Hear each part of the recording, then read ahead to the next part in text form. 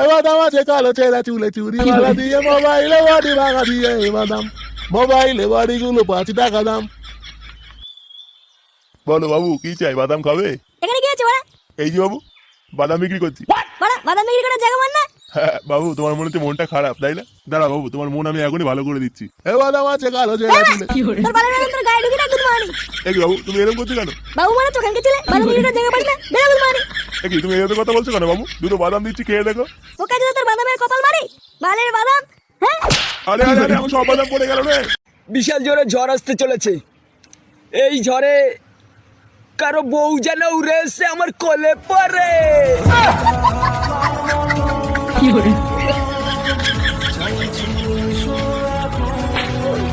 আজ স্যার আমায় কোয়েশ্চেন করেছিল ব্যাকরণ কাকে বলে।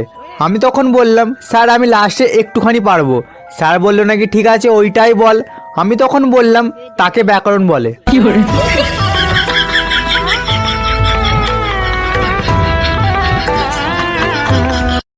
ভাই তুই আর আমি একদিন রাশিয়ান লাগাতে যাব, সেই মজা হবে।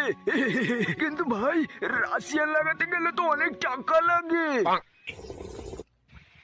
তোর একটা বিচি বিক্রি করে দে। ওরে বোকাচোদা, কি আরামি চোদা বন্ধু